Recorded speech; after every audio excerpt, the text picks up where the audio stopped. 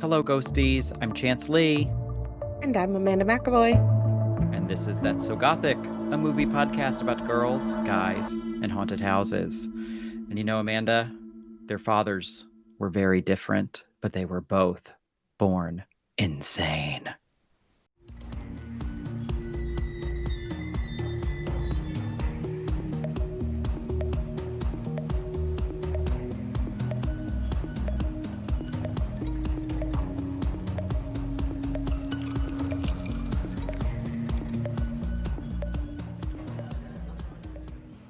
Released in 2011, The Skin I Live In, or in Spanish, La piel que habito, was directed by Pedro Almodóvar. It stars Antonio Banderas as Dr. Robert Ledgard, the least Spanish sounding name, and he is a plastic surgeon and psychopath. Mm. Marisa Paredes as Marilia, his maid, and his mother, but he doesn't know it. Mm. And both Elena Anaya and Jan Cornet as Vera Cruz, Dr. Ledgard's victim. And we always spoil the movie, but I'm about to spoil the whole movie. So if you haven't seen it, turn off the podcast right now. Yep. This is the story of a man who falsely believes that his daughter was sexually assaulted, so he kidnaps the man who he thinks did it, performs a sex reassignment surgery on him against his will, and turns him into his dead wife. Yep. Did I Nailed cover it. it? Yep. Yeah. Okay, great. And this is actually based on a 1984 French novel Oh. uh, by Terry Jacquet, which was published in English for the first time in 2005 under the title Tarantula. Ooh. Wow. This is interesting subject for 1980s. Right? Yeah. This movie made over $30 million against a budget of 15 million, which is Mm. good for an international, I feel like, feature. Yeah. Roger Ebert reviewed it himself. He gave it 3 stars out of 4. He says, with a Pedro Almodovar film, we expect voluptuous sexual perversion, devious plot twists, a snaky interweaving of past and present, all painted on a canvas of bright colors with bold art and clothing. His latest film does not disappoint. Though I usually take pleasure in Almodovar's sexy darkness, this film induces queasiness. I Sweezy is a good word. Good description. Yeah, and this movie surprisingly, so it has an 81% critical tomato, which I wasn't surprised by. Critics usually love him. Right. 84% popcorn rating. Really? I was shocked by that. To be fair, I mean, so the popcorn rating, it's really only, is it one or the other? You're either like fresh or not fresh. I think so. So like I could see the majority of people liking this movie, but like having their issues with it, but giving it like the pass of it's good. And I guess if you're watching this movie in the first place, I Mm, feel like you're more apt to like this movie. You're not going to stumble upon this movie like you would Wrong Turn, or something right. like that. So, It's a good point. Yeah. yeah. What did you think of it? Had you seen this before? I had never seen it before. Um, I complicated feelings about this movie. I think I liked it. It's so here's the thing is maybe I didn't like it, and I'm sure I'll get into why. But I did the thing with this movie that I do with a lot of movies that we watch for the podcast where I split it up. I'll watch like 1 hour one night and the second hour or the second half the next night. Um, I did not want to stop watching this movie. Like Mm. I had to like physically like stop myself from watching it. It was getting too late. Like I had to. I was so invested in the story. I needed to know what happened. Like, Mm-hmm. in the modern age, watching a movie at home, that doesn't happen a lot. Like, I did not pick up my phone once, like, I was glued to the TV. So, I feel like that is what a good movie is. Like, a good movie should be something where you care enough that you don't wanna stop watching, you're invested in the story. Um, however, I there were just a lot of things in this movie that were so mm, it and I'm not saying this necessarily as a bad thing, just I guess my expectation for it was different going into it. It's very soap opera-y. Oh, Um, yeah. yeah, like, and again, that's actually kind of a compliment in my opinion, but I think mixed with some of the other things happening and the tones in the movie, it came off more strange and weird than I think it was supposed to, at least for me. Does this make sense? It I makes liked sense. the movie. I was very, very committed to it, but there were the whole aspect of it, I was I was talking to one of my coworkers about it, and what were we we were talking about Lars von Trier movies for some reason. Okay. Um, and I was talking about how I have not been able to watch one. I actually wanted to sit down and watch one. I started watching, The House That Jack Built, Oh, and I'm sorry to hear that. yeah, and I just couldn't get into it. I don't even remember, like, the first 10 minutes, like, I don't even think it's that bad necessarily, like, in terms of, like, being disgusting, but I think because I knew what I was gonna expect, like, I wasn't in the headspace for it, I couldn't get into it. So then, naturally, like, I think he said that he liked some of his movies, so I brought up this one, and I gave him, like, a very simple plot outline because that's really all you can do without spoiling it. Um, and it was kind of hard for me to recommend. It Mhm. I think in that situation, like, there was no other situation where that movie would ever come up for me in Yeah. conversation with someone. Like, it has to be with someone who's already talking about a movie that is strange and unsettling, and, like, Yes. it's it's a very niche movie. Again, not bad. I don't think, it was necessarily created bad. There's I think especially with the setting and some of the characters, I had a lot of issues with, so especially the setting we'll talk about when we get into, the house, but, there were just things about it that just didn't click with me, Mhm. but it was also my first time watching it. Maybe if I watch it again with the knowledge of what happens, with, um, you know, a little bit more background on it, maybe I'll like it more, but Mhm. yeah. Was this your first time watching it? So I had seen it before, Okay. but this was my first time rewatching it, so I did go into Mm. it knowing the identity of the woman, um, that's in the bed that's trapped in the house, Mhm, and so it was different, I think, like you said, with the melodrama of it mhm, is very compelling the first time I watched it. I was like, mhm. "Is" and, I'm watching it, and I'm like, "Is this the direction the movie's headed in?" And then that is the direction the movie's headed in, and I was like, Right. "Oh my goodness, this is wild." Mhm, Um, and it's interesting you brought up Von Trier because this time I I was thinking Almodovar usually doesn't, I feel like, get close to Von Trier territory, mm, but this really could be a Lars von Trier movie, mm, just because of the intensity that the woman is put through in this yes. movie. Yeah. Um, and so I was thinking about that a bit. Don't watch The House That Jack Built. That movie's bad. Yeah.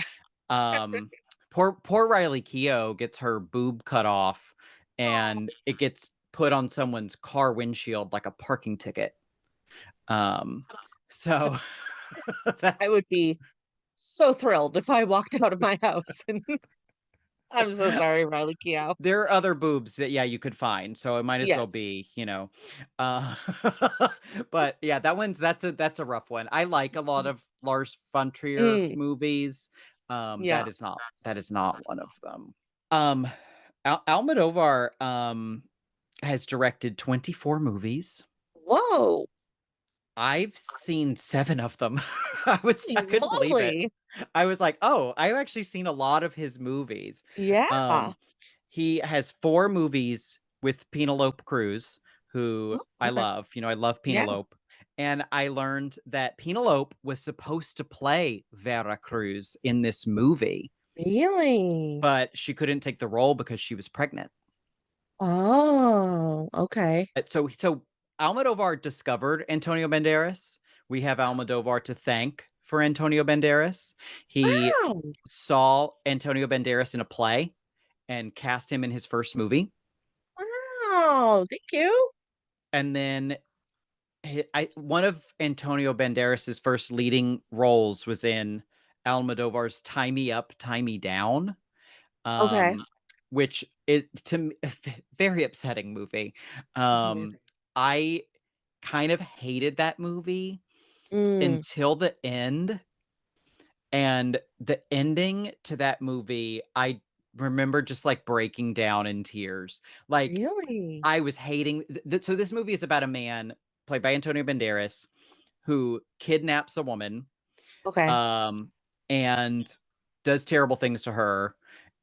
Eventually, she falls in love with him, and it's supposed to be seen as romantic, Okay. and I it gave me kinda, like, squicky feelings, and Almodovar does that, and I'm like, I don't know if this is fair or not, but he's a gay man, Almodovar, Mm, and so I'm like, am I giving this movie I think I was giving the movie more of a benefit of a doubt because he was a gay man, um, but something about the last scene of that movie and the actors in it, I don't remember who the Spanish woman is who plays opposite Antonio, but the mm, way they play that last scene, it's like you believe it. I don't know, you believe it. really? It's like, Yeah. "Oh, this is a love story." I don't know, they sold it Right. so good. It's just magic at the end of Yes. that. Um, but I like a few of his movies. The last movie of his I saw was Parallel Mothers, which also had Mm, Penelope in it. yep. His movies often have like mother issues. Okay. There's often a gender ambiguity or gender switching aspect in a lot of his movies. And they're often always in like a big city in Spain. Okay. But his most recent one I have not seen. It's an English language movie with Tilda Swinton and Julianne Moore called The Room Next Door. Oh.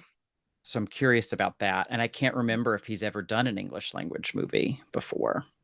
I'm really mad that I didn't watch it before this because I didn't realize it was him who directed this until just now looking him up. I remember when this came out, you would have thought I got an Amber Alert on my phone with all the people texting me and sending me messages about this. It's like a short movie, I think. It came out in 2023. It's only 30 minutes long, and it's Ethan Hawke and Pedro Pascal playing gay cowboys. What? Yeah, it's called Strange Way of Life. I didn't even know about this. Yeah, I had no idea it was him who directed it. I had completely forgotten about it until this moment. So, I'm so mad at myself that I didn't watch it before this, but if we talk about another one of his movies, if we talk about Voltaire or something, I'm Voltaire. definitely putting that on my watch list. I mean, I'll I'm watch putting it it on too. anyways. Yeah. I don't know where it is. I don't it feels like it might have been like, I don't know, an Amazon thing. Feels very Mm. Amazon-y. Or, Um, there's that weird streaming service, Mubi, Mubi, oh, movie. Mubi. It could have Feels been like it would be movie. on Mubi. Could be a movie. Could be a movie. Yeah. Um, yeah, so we'll have to do some research on that. Um, yeah, I I'm so mad I didn't watch that, but like my We'll 2 favorite revisit. men in the whole wide world. Volver means to return, so we'll return. We'll Ooh, volver to volver. Um, perfect. yeah. Oh, great. And use it as a segue just to talk about, hey, Ethan Hawke and Pedro Pascal. Yeah, I'm so curious. Well, we also have Antonio Banderas, who we've never Mhm, gotten to talk about before. Good old Tony mhm. Flags. Tony Flags in this movie. That's what Oh, Antonio Banderas. Banderas means flag in English. So, Oh, he wouldn't have had the same career if he was named Tony no, Flags. Tony Like, we're glad Flags. he's Antonio Banderas, which Yes, is just like one of the sexiest names for one of the sexiest men in cinema. yes. It's Really, always sexy. He's sexy as Zorro, sexy yep, as El Mariachi, sexy as Puss in Boots. Like, he's just always sexy. yes. I was gonna say, really embarrassing moment for me was I was at work on one of my work desktop computers, and I had my phone on me, and I had remembered that I needed to place a hold on this movie or to see if, my library had it. But I couldn't remember the name of the movie, and then I couldn't remember Antonio Banderas's name. So I first Googled Puss in Boots. Went to Antonio Banderas and then went to this movie. Ah. It's I love Puss in Boots. It would not fit for the podcast in the least bit, but, the new Puss in Boots movie, I can't remember what it's called, um Is it like The Last Wish or something, or The Last yes, I Life, think it's The or I don't Last know. Wish, yeah. So good, like, genuinely 5 stars. Incredible. Wow. It's so beautiful, and Antonio Banderas plays him so emotionally, so, like, I don't know. I just love it. I love him. I love Puss in Boots. He's really good in this movie. I love He can Antonio. do anything. Like, this role is as far from Puss in Boots as you can get. Right. He's the dad in Spy Kids. He Yes. allegedly is in the SpongeBob movie. I was going through his filmography. And did you know that he is in one of the most critically reviled movies of all time? It is one of maybe 50 movies that has a 0% critical tomato on Rotten Tomatoes. And it is called Ballistic: X versus Sever. And it is from 2002, co-starring Lucy Liu. Whoa! He stars in it? Yes. I had He's no idea. he's X and she's Sever. Perfect. That makes so much sense. I've forgotten this movie existed until today, and I really want to watch it now. I've never seen it, never heard of it, but my interest is piqued. If anybody wants a podcast idea, I say watch these 50 movies that have a 0% on Rotten Tomatoes.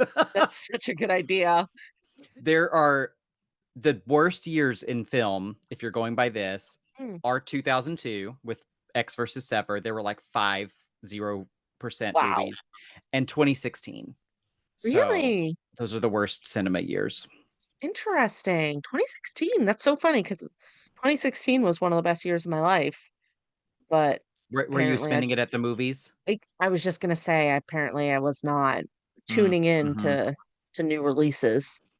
Yeah, Yes. and, I don't have much to say, unfortunately, about any of the Spanish, actors that are in this Mm, movie. I don't watch a lot of Spanish cinema, but I do wanna give a shout out to Marisa Paredes, who plays mhm. the housekeeper/mother. She, according to her Wikipedia page, was in over 75 films, 80 TV shows, and 15 plays, and rest in peace, Damn. she passed away in December last year at the age of Oh. 78. Sounds like she had a fabulous career, and she's really fucking good in this movie. I was just gonna say, she's one of the reasons why I was so hooked on this movie. I was like, I just wanna listen to her speak all the time.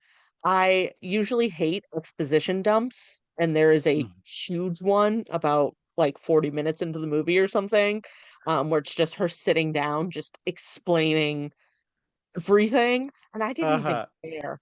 I didn't even care. I was having such a good time just listening to her talk about it.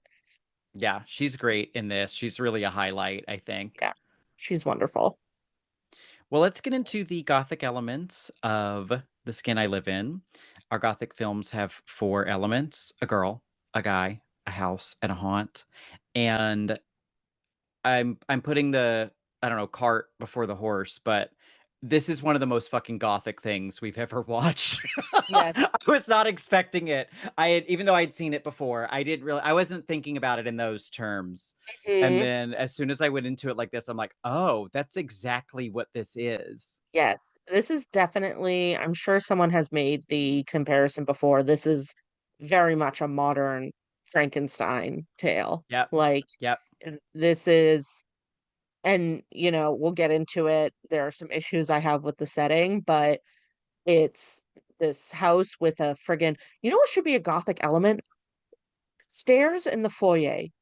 Every Gothic Stairs. house has stairs in the foyer specifically. Like, you walk in and there's, like, the foyer room, and there's stairs in there, and they're I'm adding almost it to the list. always you walk in and they're to the left. I don't know if we've ever dealt with a to the right stairs in the foyer situation.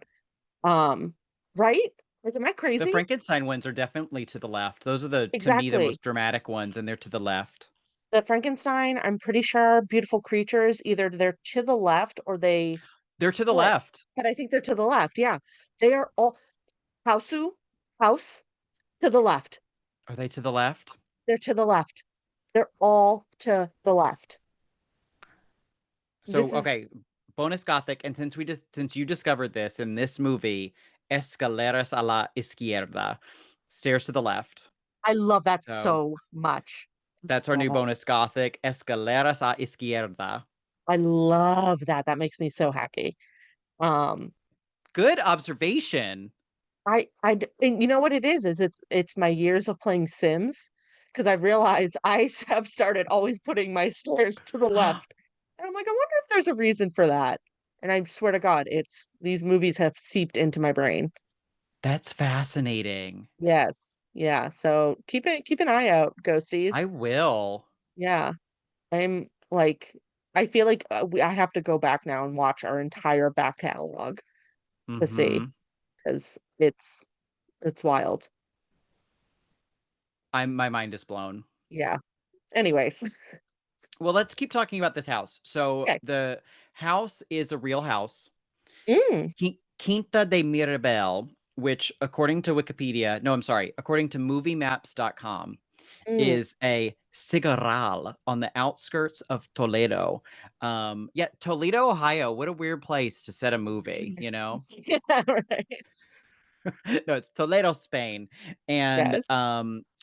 also a site, let me take a quick tangent there. So Toledo, the name's origin is debated, with some suggesting it derives from the Latin for raised or elevated, and others that it derives from Hebrew meaning generations. Interesting. It's funny because it kind of has, like, a similar meaning, like, generations, you're, like, raising, going back. Hmm. Huh, There's Toledo. some cool language stuff. Um, Yeah. but so this house, Quinta de Mirabel, was a cigarral, which was constructed in the 1500s for Oh, the Archbishop of Toledo, Gaspar de Quiroga y Vela. And it still stands today. The complex features several different wings built at various points over the centuries, as well as a beautiful garden overlooking the city. hmm. So then I went to Wikipedia because I'm like, what is a cigarral? Yeah. And this is insanely specific. A cigarral refers to a recreational estate or mansion on the south bank of the Tagus River as it passes by Toledo, Spain. Whoa! And they often have a main building intended for recreational housing, a secondary building for groundskeepers, who are known as the cigarraleros, and the origin of the word cigarral is unknown. The most commonly believed etymology is that it comes from the seasonal presence of cicadas in the summer months when these residences were primarily occupied. And the Spanish for cicada is cigarra. Oh. Oh, what a fun bit of trivia. Yeah, I had a lot of fun looking into the house, and Yeah, all I have to say about it is that it has a dumbwaiter, and it does I have a loved dumbwaiter. that. Yes. I think now I feel bad, like, not loving the house because my You don't main have to issue love with the house just because it's 500 years old. You don't have to that's love it. true. That's true. And I will say though, her kitchen is one of my favorite kitchens. It is really pretty. I love the tile on the backsplash. I love that there's security screens. I think that's very In the funny. kitchen. It's the Yes. kitchen. I think my main issue with the house is I think it lacked um there was a lack of shots of the outside. I wish we got more of a sense of how isolated it was. There's, like, 2 kind of really good instances, one where they, like, dismiss the help, and they go and they, like, walk across the road with their little wheelie bags. I actually, like, just really enjoyed that. And then also when Le Tigre, the tiger, comes and shows up, and he just shows up in front of the door, you kinda get a shot of it outside. Um, but there's sort of a I wish we got more shots of, like, the garden, Mhm. especially since there's a large plot point in that his wife jumped to her death into it. I felt like and, obviously that might have been shot somewhere else. I'm not exactly sure what that scene, entailed in terms of shooting, but I just wish we got more of a sense of what that is. I wish we got more of a sense of how isolated it was. Um but I think especially the interior of the house, while not my favorite in terms of aesthetics, definitely served its purpose. It's interesting that you said that, like, there were so many different parts of the house built at different times, because there's certainly, like, an old Spanish charming kitchen and that kind of area, and then you get into sort of the center of the house, and it's a lot more modern and sleek, and then obviously in both his bedroom and the room where Vera is being kept. It's very modern, it's very Mhm. minimalist.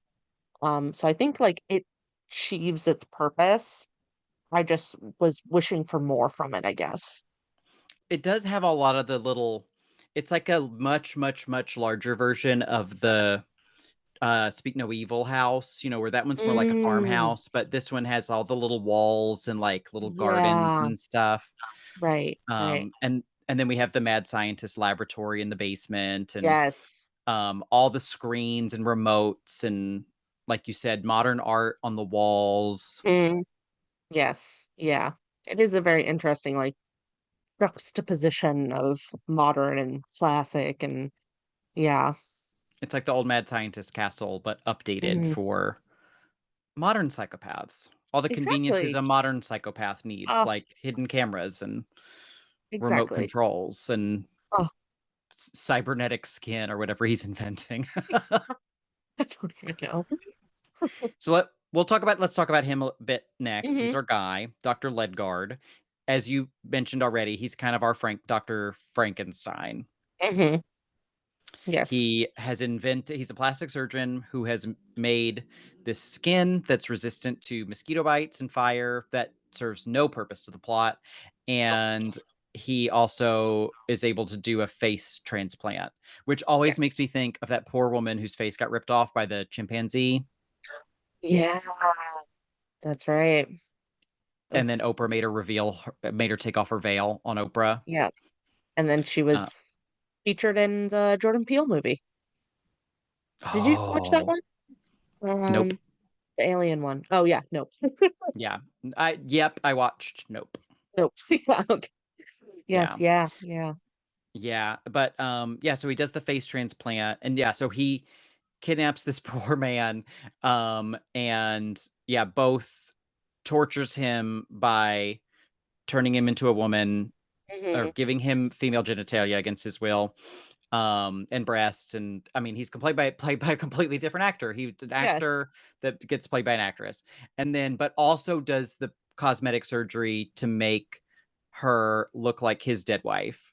Like, it's yes, so there's twist upon twist upon twist into the psyche here that is really fascinating. yes. Yeah, I try not to pretend that I know anything about psychology, um, but boy, oh boy, does that just scream some sort of Greek tragedy, Oh, yeah. Oedipus kinda backwards weird thing. Yeah. Like, one of our bonus gothics is often incest, and even though this isn't Mm, incestual, it it is so taboo, it feels like it should be. Like, it's right. just so messed up that Yes, I don't know, I feel like it fits that bonus gothic category just by how sheerly fucked up it is.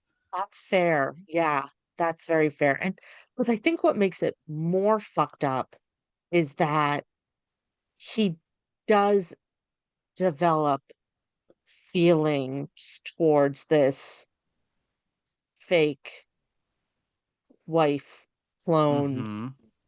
Mhm. I think it would have been a lot different if he had just stayed hating this, person Right. the entire, run, but yeah, it's this is where the movie didn't lose me. If anything, I just think it's like a really interesting mind experiment, mind thought. Mhm. Um, it's hard to wrap your head around. It's hard to wrap your head around a man who has fallen in love with and having sex with another man who he thinks raped his daughter that he Mhm. has now turned into his wife. Yes, exactly. Yes. Yes. And then you add on like this aspect of the reason his wife died was because he ran off with his estranged brother that he doesn't know is his brother, and then that brother comes back and again has sex with the wife clone sex changed Yes. rapist man. Mhm. Eh, there's a lot. There's a lot. Yeah, so he does have this brother who Mhm. shows up fresh from Carnival. Yes. During the same scene that you mentioned where the housekeepers are leaving, the, Mhm. like, effortless way that happens is Yeah. so cool because 'cause they're Yep. walking, and then this tiger just walks past them, and then I mean, now the movie just go like, the pacing is really, really Yes. good with this. Yeah. And yeah, so he does not know that the housekeeper is his mother, and he Mhm. does not know that the tiger is also his brother. So Yes. and by the end of the movie, I mean, everybody's dead except for Vera, but the housekeeper, she has to watch both of her sons get shot and Yeah. killed before she's Yeah. also killed. She's enabling the whole thing. She fills that Mrs. Danvers role from Mm. Rebecca, Yep. the I forget her name from Jane Eyre. There's the Miss Fairfax, Fairfax? Oh, right. Yes. She fills that traditional gothic role, um, Yeah. with again, twist upon it everything's just so twisty Yes. Yep. Yeah, and Le Tigre has to show his ass to prove that it's him. I love that part. because he He has the flashes birthmark. the camera because he has a birthmark. See, that was a moment where I was like, "Oh, this movie's supposed to be, like, lighthearted and fun." And it, like, very quickly becomes not lighthearted and fun, which, Yes. again, I don't know that is necessarily a knock because I think it's well done, the tonal shift, but just something I personally was not, ready for. Yeah, and I do think it's more European too in the way that it Mm, approaches that sort of thing. I don't know, we don't do that in that's American very true. movies. That's very Very true. I should rarely. just get more adjusted to European sensibilities because I don't think I'm there yet. They're wild. They're very They're wild. wild, man. I can't keep up. And then I was wondering if another bonus gothic should Mm. be a party, because like, Carnival is this big Mm. party, costume party, and I was looking back, and we've had costume parties in other Gothic films, like Poison Ivy 2: Lily, Yes. and Batman Returns Yep. has the costume party, with Mhm. ironically the 2 masked hero/villain showing up with no masks. Right, right. Um, and there's often is we our Phantom Thread episode that got eaten and Mm. has never seen the light of day. There's that New Year's Eve party Yep. where they're in costumes and there's giant puppets and stuff. I Yes. don't know, there's something gothic about a big party. I almost said Phantom Gourmet, but that is a That's a New local England, uh, food review thing. food What I meant to who say who was does also wears a mask though. he does wear a Um, mask, yeah. because what I was gonna say is Phantom of the Opera. They have a Oh, yes. masquerade ball. Masquerade. Masquerade! That's the Best only movie of all lyric I time. remember. Um, but yeah, I think that's a very good bonus gothic. Wow, this movie is it's again, not to spoil it, it's so gothic, it's created 2 bonus gothic Yeah. categories. It's plumbed the depths of the Gothic, Yes. Yeah, I think that's great. Yep. and Carnival. and we have our gothic girl who Mhm. starts off as a gothic guy. Yeah, Um, so I had to look into because he gives her that name, right? He names her I think Vera so. Cruz. Yes. And so Vera means faith or belief. Mm. Also, to me, I didn't find this, but like you think of veritas, meaning truth in Oh, yeah. Latin, and then Cruz. Ironically, Penelope Cruz might have played Yeah. this role, but so Cruz is means cross, but more specifically crucifix, the cross that Oh, okay. Jesus was crucified on. It has that religious element to it. Mm. So really weird name, when you're giving someone the name of faith and truth when it's a completely created identity, Yes. and Yeah. giving it this almost sacrificial uh name, they've Right. died for sins, I don't know. Mm. Really another twisted element, I think. Definitely. I like that. One thing I find really interesting about Vera is that she's always reading um lots of Western authors. She reads a Mhm. lot of Cormac McCarthy. Oh, I didn't notice that. I saw There's 2 the or 3, yeah. Who was there was a female author she was reading.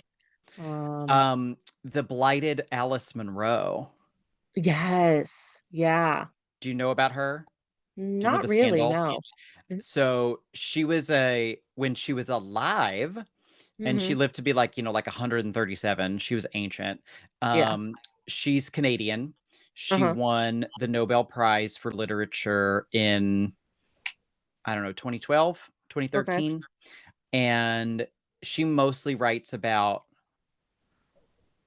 young rural Canadian women Okay. and well beloved. Anyway, she dies. R.I.P. Yeah. Alice. Her daughter reveals that her stepfather sexually abused her for years and years and years and years and years, and Alice Munro knew about it and never did anything. Whoa.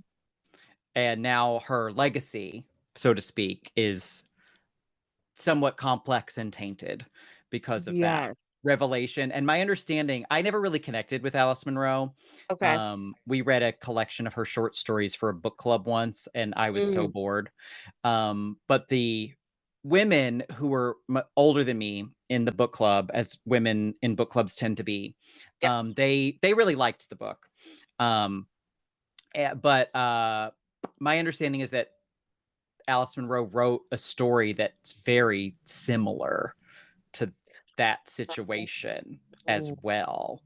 Um, interesting. anyway, Oh, sorry, back to this. Vera yes. reads Alice Munro. Yep. Oddly ironic now, considering what we know. Mhm. Um, but yeah, the choices of the books didn't seem to be that thematic to me. They seemed kind of random. Yeah. Yeah. I mean, I'm sure we could look into it more, but I think with everything else going on, um, not necessary. Yeah. Yeah. And then we don't really have a haunt. I thought our haunt was Mm. just madness. Yes. Madness. He's crazy. Yes. Yeah, I mean, like, what did we say for, like, Frankenstein? Like, was Frankenstein's monster the haunt? Like, doesn't feel apt Probably. to this, but, um, Right, because yeah, definitely Vera is not the haunt. She's yes. not a monster, but Right. he's definitely the crazy one. He's the Yes. classic mad scientist trope, but reinvented for the 21st century. Yes, yeah, definitely, yeah. Yeah, so not a traditional haunt. There's a movie that I've seen and do not remember, Mm, called Eyes Without a Face from 1960, and this movie yes, heavily references that. yes.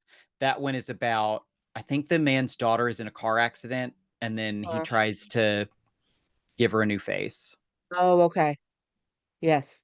I also have not seen Face Off, starring Nicolas Cage, but I imagine there's some similarities there. Definitely, this is a remake of Face Off, A yeah. Face Off with Nicolas Cage and who's It's the John Travolta, John Travolta, right, yeah. and considering how much John Travolta loved playing Tracy Turnblad's mother in Hairspray, he would have loved to have played this part. He would have Oh, loved to have been Vera Cruz. he would have played both parts, no questions asked. eaten that up. John Travolta has never been happier than when he Yes. played Tracy Turnblad's mother, Yeah, Edna, in Edna. Hairspray. So joyful. So joyful. Ah, I, Yep. mixed feelings about John Travolta, but love him in Hmm. Hairspray. Yes, of course. It doesn't. um, I think that covers it. Hmm. You could in this movie's way. I'm not saying this at all, but in this movie's very twisted, fucked up way, you do have the romantic rival of the brother, Zeka, That is true. in the I sense mean, that they're even they're both rapists, but like yes. and but yeah. Yeah, and he does, I mean, even before it's, established that the tiger ran away with his wife in the first place. So, even though That's right. you only see the wife briefly in the flashback. But anyways, even though you don't see that action on screen, that's a huge catapult for the whole story. So, either way, there's that romantic rival. That's true. And the Mhm. movie, as it does with all these tropes, turns it on its head because the guy who shows up turns out not to be the hero. He's not there. He's not going to rescue her. He makes things Yes, arguably much worse. much worse. Yes. So I don't know if we even need to say it, if it's so gothic, gothish, or no gothic. It's gothic, baby. It's gothic stew. Put it on a Gothic burner, too. warm it up. Gothic as fuck. Los It Gothic. it's most gothic. It's in Uh, our higher echelon of gothic movies. this is rivaling Elvis as one of the most Yes. gothic movies we've seen.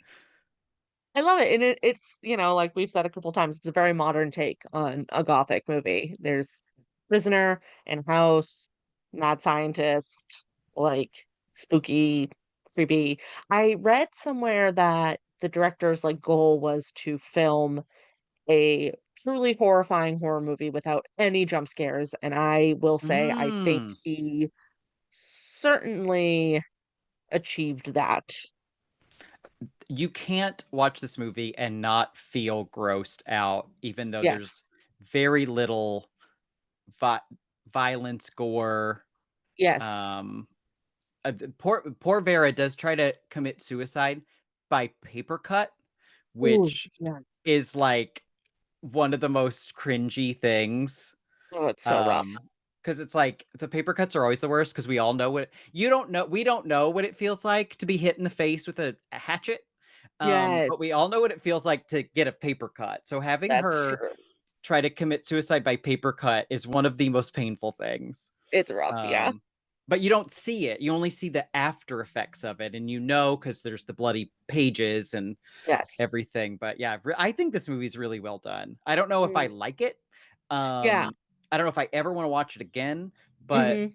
I do think it's a very well crafted piece of Yeah, cinema. I 100% agree. Like I said, I I feel like I say it a lot on this podcast. It's very hard for me to dislike a movie, especially if I feel like the movie has achieved what the director and the cast and the rest of the crew have wanted. Like, to Hmm. me, no matter what, if it does that, like, it's a good movie, even if it's not a movie for me, and that's kinda where I Hmm. land with this one. This movie's a vision. It's a nightmare. Yes. Um, Yes. but but it achieves that. Right, yeah, and, there's very heavy topics in it that, um, will not be for everyone and, are personally played a little bit too plot pointy, a little too It doesn't loosey-goosey care. for me. Yeah. Yeah, It exactly. does not care. Yeah. Right, and again exactly, like, that is what they were going for, though, but if that is something that, you're not cool with, avoid it, but I think it's Yeah. worth watching at least once if you have this if you are really into, like, those fucked up Reddit stories, um, give this one a try. What stories? Oh, like, it's like creepypastas, I feel like they always come out on Reddit Okay. every now and Okay. then, Yep. where it's, like, just, like, a really fucked up random thing, you Yep. know? I feel like Reddit is a big breeding ground for it. If you're done, if you wanna log off Reddit and you wanna watch a movie version, check this one out. Love that. What a great recommendation. To all our Reddit listeners, Well, what else have you been enjoying, Amanda? I so I've watched I was only gonna bring up one, but I have 2 movies I have to recommend. They're Ooh. both from the '70s, which is very unlike me. Oh. I'm not a big, vintage, for lack of a better term, movie watcher. Mm-hmm. Um, one of them, the first one I will bring up, I watched because it is my dad's favorite movie of all time, and I remember it playing in the background of my life at different points, but I never sat down and just watched it. So I watched it with him a couple of weeks ago. It's called White Line Fever.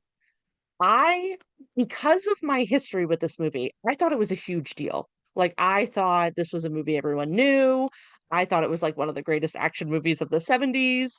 Lo and behold, I go on Letterboxd, it has, like, 600 reviews. Like, no one has seen this movie. Really? Okay. I could not believe it.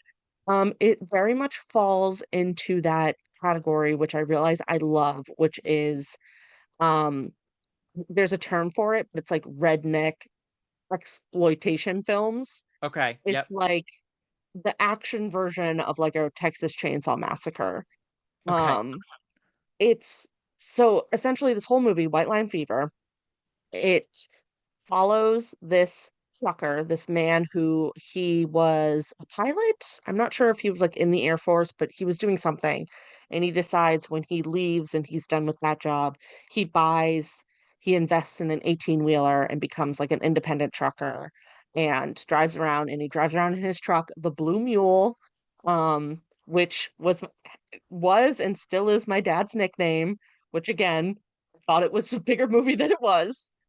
Um, so basically he gets wrapped up, he accepts this job and then like kind of goes against this company because it's actually he's being a drug mule or something like that. And so Well, he says, no, I'm not doing it. So it's basically this chain of events of him fighting against this corporation. The whole crux of the movie is pro-union. All the truckers unionize at the end. It's incredible. love It's it. so much fun. The fight scenes are so good. It makes just no sense at all. Scenes just go one of my favorite types of movies. It reminds me of like Aquaman. Scenes just progress. Like Love just it. choppy, like okay, there hasn't been violence or an explosion or a big truck in like 3 minutes. We got to get one in. So they just do. I love it. I love that. I can't wait. So I much want to watch fun. it. It's genuinely so much fun. There's an incredible fight scene involving a forklift. That was one of the best things I've ever seen. Um, it's just so good. It's so quotable. Like there's this part where he's like on the brink of going to jail, and spoiler alert, he doesn't. The, grand jury or whatever acquits him. And all of these guys get on their CB radios and they're like, Mule, you son of a bitch. You oh, like it's so joyous. It's so much fun. I love this movie so much. I will say though, it ends on like a really I don't want to say too much because I want you to watch it and I want to know your reaction to the ending. Mm, Like, it's supposed to be really joyous and beautiful and like this celebration, but there's sort of an aspect to it that is so incredibly dark. Um, okay. it's Ooh, my interest is piqued. Yes, White Line Fever. I don't know. I haven't done that much research. I don't know of any other like trucker trucker exploitation movies. But if anyone knows any, please send them my way somehow. Um, it was just so much fun. I enjoyed it so much. And I love then that. really quickly, the second movie I watched, I just watched this morning. So I won't get into it too much because I feel like I'm not well equipped to talk about it in terms of subject matter. But okay, I have really gotten into watching Criterion Closet videos. Have I talked to you about these or have you seen them? You've talked to me about them. Yeah, so it's like celebrities go into this closet, they have all of the Criterion movies that were ever created, and they just talk about their picks for it or whatever. It's kept me awake at night. Like, I'm so worried that someday I'm gonna be asked to go in the Criterion closet, and I'm not gonna know what to pick. Will this ever happen? No, but, like, I House is in Criterion. yes, and actually that is Bill Hader's Criterion closet from, like, 10 years ago is really iconic, I guess, because he's wearing a House Who shirt. Oh. And he said that because he did another one semi recently. He said that, like, a fan came up to him wearing his outfit that he wore in the Criterion Closet video. Like, it's that much of a cultural touchstone. Like, people are cosplaying as it. Oh. Um, but anyway, so I'm, like, so stressed out. I'm like, "I need to watch more Criterion movies. I don't watch enough." I'm I'm sweating. So, I was going through the stacks at work, and we actually surprisingly have a lot of Criterion movies available to borrow from your local library. Please check them out, because Criterion movies are expensive, um, but Except it's in like May or June when they're all yes, 50% off. yes, yeah, Barnes& and Noble, they have the big sale, um, but I was perusing, and I saw Sisters by Brian De Palma, Okay. which I can't remember if we've ever discussed. I know you have had or are going through a Brian De Palma I phase-esque. fucking hate that man. That is so funny. I loved this movie, and Okay, I will say I haven't seen this one. I feel like you have to give it a chance. It is bonkers bananas. It stars, uh, Margot or Margaret Kidder from Black Christmas. Margot Kidder. Margot Oh, Kidder, okay. and I'm she's intrigued. so good in it. She plays a French Canadian woman, and she's so good. Um, there's again, like, I feel like I can't really speak on it, um, because I don't have, like, that technical knowledge of what makes it a good movie, but one of my absolute favorite aspects is there's a large chunk of it that's in split screen, so you get one point of view and another, and it's kind of like and there's one point where they, almost overlap, and so you kinda see just really enjoyed it. Okay. Again, another movie where it was like, I just was glued to the TV, I wanted to see what you kind of can tell what's gonna happen. It's supposed to be I was reading through the booklet, it's very obviously supposed to be like an homage to Hitchcock. The All Brian De Palma is Yes, it's I don't even it's he's just doing Hitchcock. Sorry. yes, You because continue. even Sorry. He sends me into a rage. well, on this one might piss you off then, because it's literally the composer who did a lot of Hitchcock movies. It gives extreme Rear Window vibes. Like, it's basically Rear Window again. Um, Oh my God, so is Body Double. Like, I mean, really? he just does the Yes. same Hitchcock movies again and again. This movie might piss you off, it being the only Brian De Palma film I've seen and it having Margot Kidder in it. I really liked what he did with the 2 split screens. I just thought it was really, really fun. Um, I actually almost wish it was a little bit longer. It's only an hour and a half. I almost wish it was, like, 10 minutes longer to get into sort of more of a background of the like, storyline kind of shifts from Margot Kidder's perspective to her neighbor, who, of course, is looking through a window and viewing things, um, naturally. I almost wish we got a little bit more about her and more of her background, even if it was just, like, 5 or 10 minutes. That's kind of my one complaint, but I had so much fun watching it. I haven't delved into any of the special features yet, but there's a lot on there. Again, Criterion being good for that. If I'm in the Criterion closet, I'm pulling this one out. I love that. Yeah, I'll give it a yeah. shot. I always try to go into his movies with an open mind. Mhm. There's one that I don't hate. Okay. I can't remember the title Yeah. Alright, because I nice. also didn't like it, but I didn't hate it. Yeah.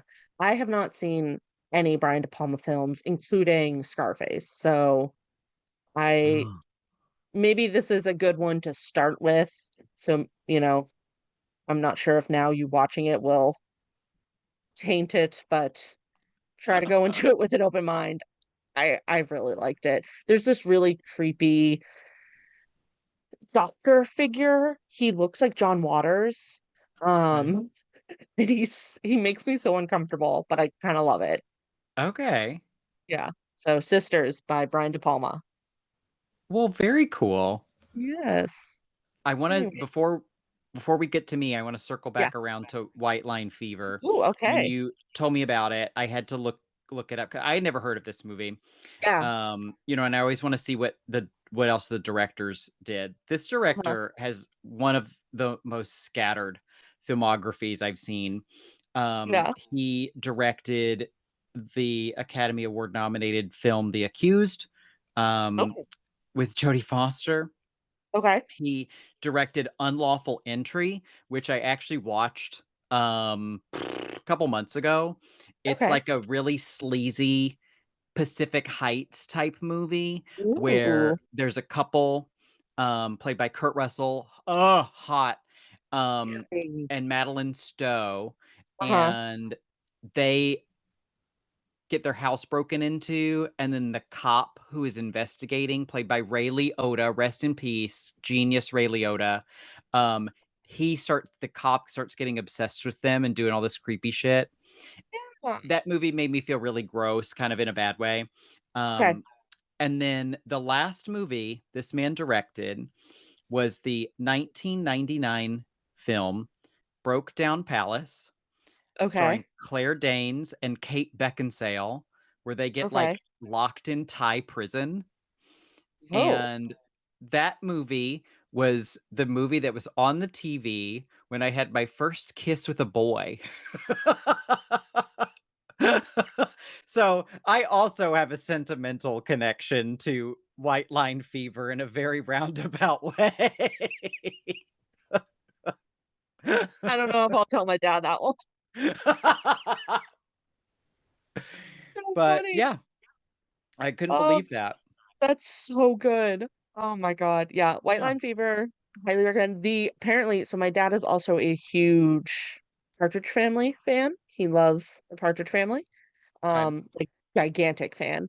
And apparently the woman who plays the main character's wife, she's, featured quite a lot in the movie. Kay Lenz. Apparently she was um David Cassidy's one true love. That's what my dad said. Oh, He said okay. you see photos of them and it looks like just regular photos from a family album. This is all coming from Wow. my dad. He said they were so in love. Um, Wow, they were the Ben Affleck and Jennifer Lopez of their day. yes, exactly. Yeah, I don't think they ended up together, but um, such a good movie. There's a part in the movie where I legitimately gasped. Like I was so shocked. Um, and like keep in mind, like I'm watching this with my dad. Like I'm trying to keep like you know, a normal demeanor, I guess. Like and there was a part where the camera pans and I literally went like that. So Okay. highly recommend White Line Fever should get more love, more attention.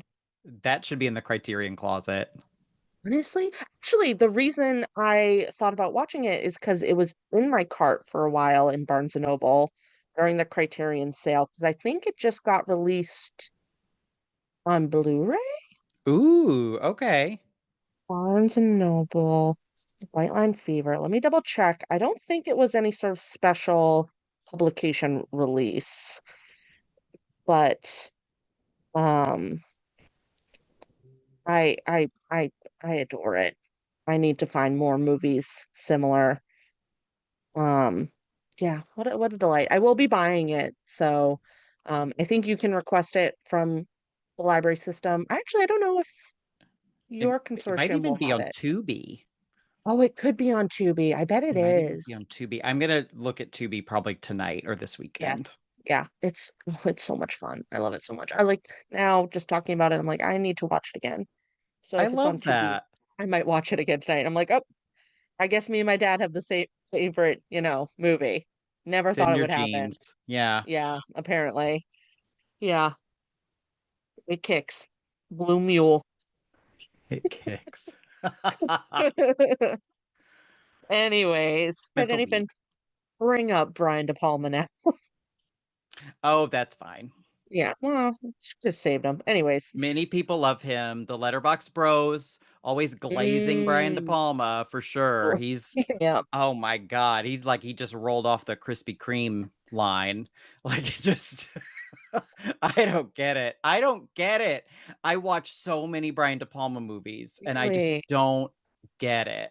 Okay. I'm kind of But I'll scared watch to watch Sisters. movies. Sisters was really good. I mean, I loved it, but now I'm scared to watch other movies. I don't know if any of his other ones are Criterion, so I'm I'll really tell just you a little focused more on after we adjourn. perfect. I'm just focused on bulking up my suggestions for when Criterion calls me to go in the closet. Mm. I can't Yeah, wait for that day. I'm so excited. But until then, thank you, Amanda. And thank you, Ghosties, for listening to us break down The Skin I'm In. Is that what this was called? The Skin I Can I Live live In. in? It's a I know, I feel tricky like we never title. even said the title. Tricky title. Please subscribe wherever you get your podcasts. Rate and review us on Apple Podcasts or Spotify. And share us with a friend. Until next time, stay ghosty. Boo bye.